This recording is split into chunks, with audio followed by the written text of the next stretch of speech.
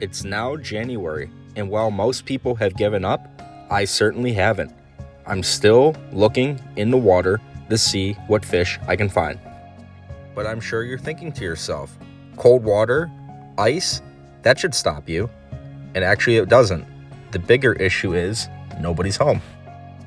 This stretch of the Clinton River is where I filmed episode 2 with all those chubs, darters, and shiners, and yet nobody's here. The fish don't fly to Florida. They don't have anywhere warmer to go. So the question is, how do they survive the winter? The answer, ironically enough, is going to waters that are generally the coldest throughout the year, the springs.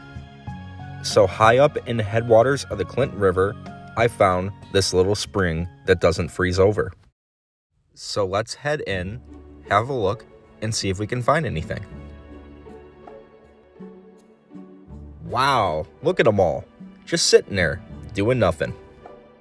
And in another spot upstream, still more of them sitting around, doing nothing. What we have here are creek chub and common shiners, generally residents of little creeks and rivers like this, but also white suckers who travel throughout the Great Lakes. So what makes this spring so special to make it the ideal place to hang out for the winter? Well, there's several factors involved. The biggest factor being is these streams are highly dependent on the surface to get oxygen into the water.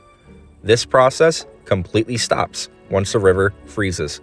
Because this process of oxygenation isn't happening due to ice cover, many stretches of the Clinton River become dead zones.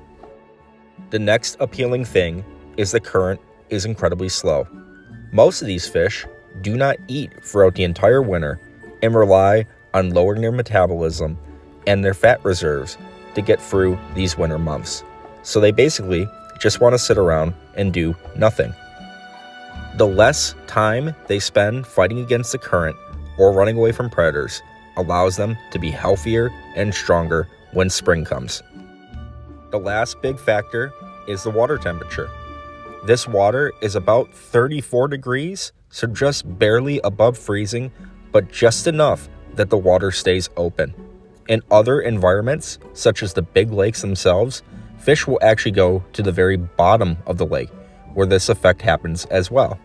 As the surface begins to warm in the spring, it forces the colder water to the bottom, which indicates to the fish it's time to return to their normal locations. But for the time being, the goal is to lay low, do nothing, hang out with friends, and stay away from predators. These little creeks don't seem to have any big predators, such as pike or trout.